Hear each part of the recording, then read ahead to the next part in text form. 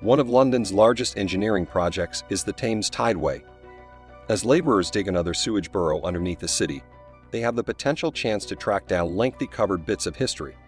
One recently discovered skeleton is providing insight into the lives and deaths of river workers hundreds of years ago. But first, don't forget to subscribe to my channel to stay updated with all the latest videos and exciting content. Let's get started. In a field only a couple of miles from the Gloucestershire town of Cirencester, a stone imprints what is by and large thought to be the wellspring of one of the UK's most significant waterways. Through London, the capital, the Thames estuary, and the North Sea to its birthplace in the Cotswold Hills, the region's history can be traced back to the Thames. The Thames is 215 miles long, making it the second longest stream in the UK after the Severn. Its first section winds gently through low-lying fields. Fresh water comes into contact with estuary waters as it enters London.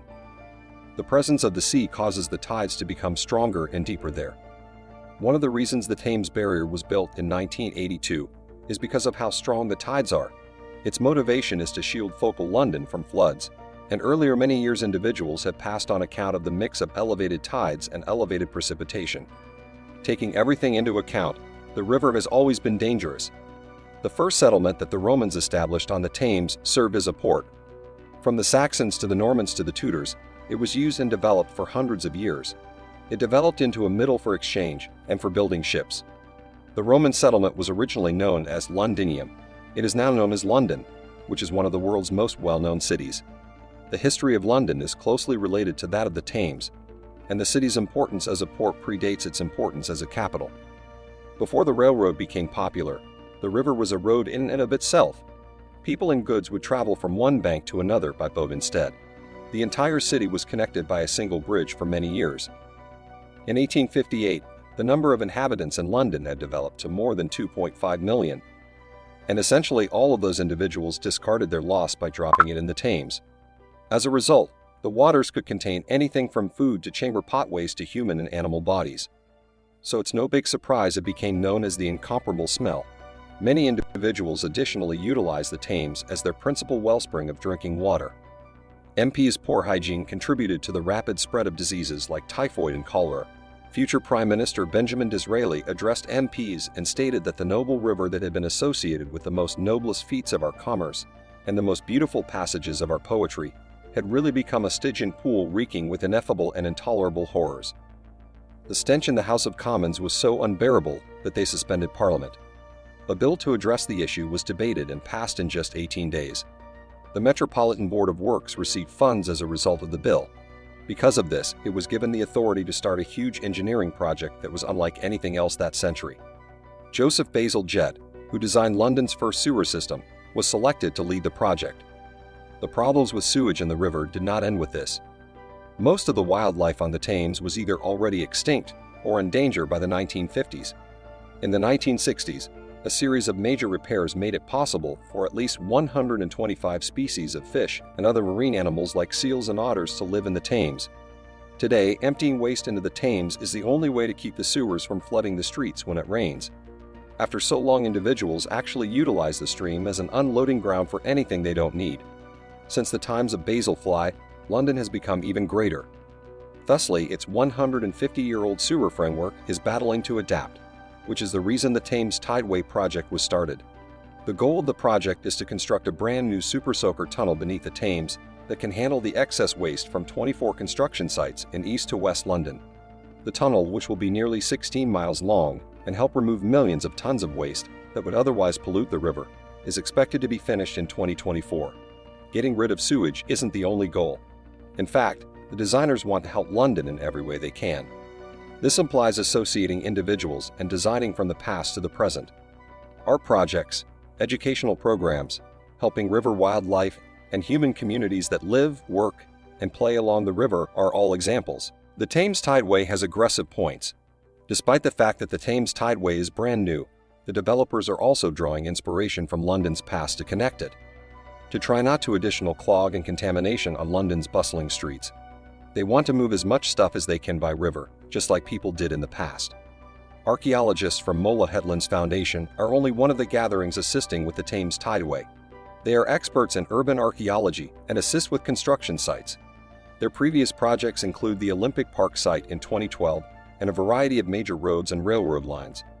The process of minimizing damage to significant historical sites during construction is known as archaeological mitigation.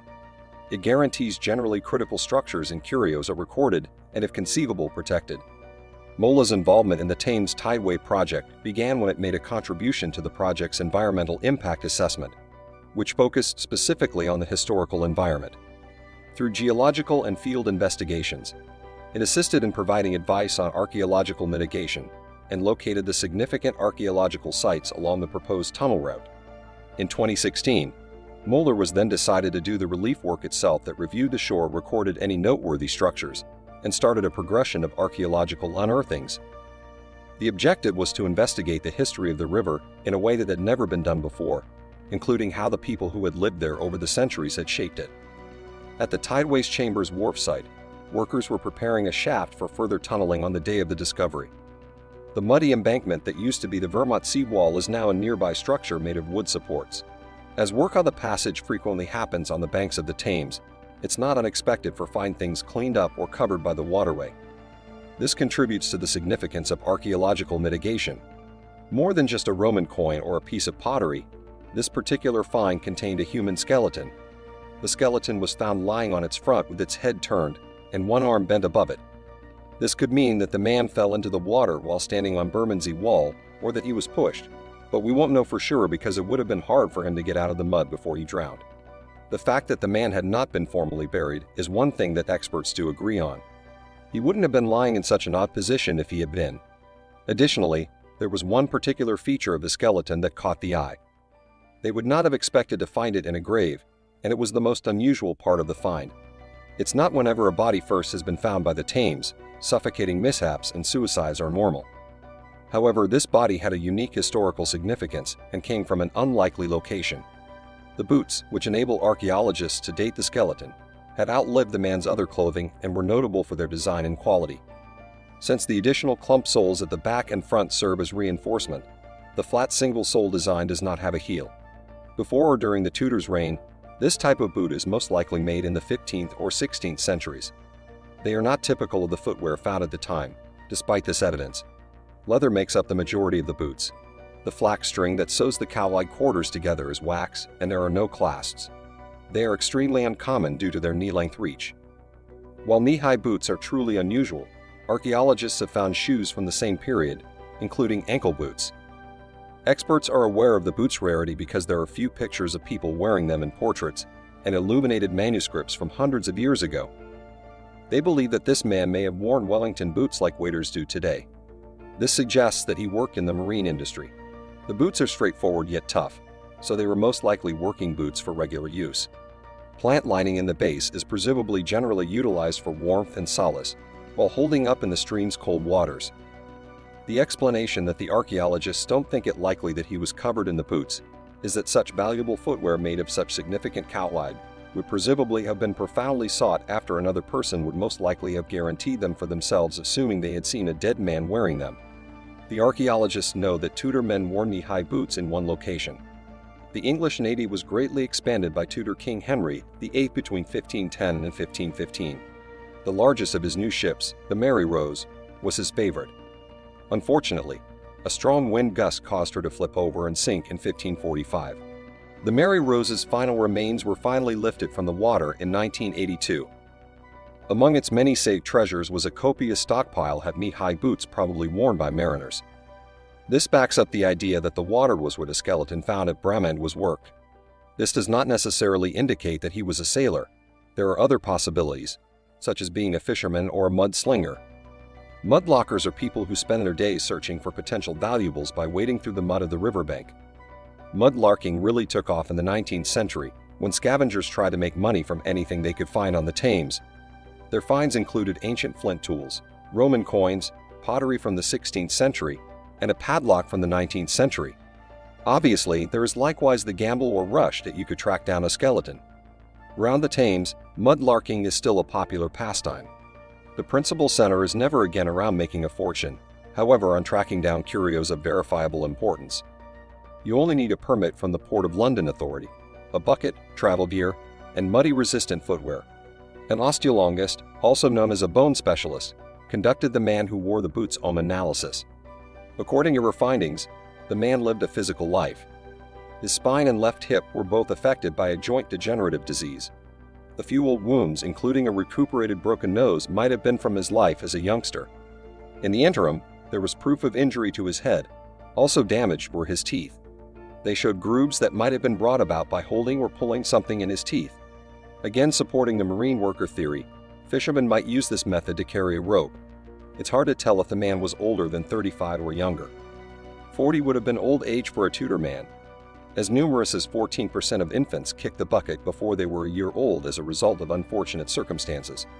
Clearly, the skeleton's life was not easy, and he was fortunate to live so long. The experts aren't sure if the man fell into the river because he was tired, drunk, or careless, or if he was already on the shore when the tide caught him. It would appear that regardless of the cause, the river that provided him with his livelihood was also partially to blame for his death. The team still intends to continue studying the man and learning as much as possible about him. It is planned that work on the Thames Tideway will continue until 2024. Mudlarks of today continue to seek out the historical treasures of the river, even in the absence of construction. Who knows what else from the muddy shore of London still needs to be found? That is all for today. I hope you enjoyed the video. Thanks for watching. See you in the next video.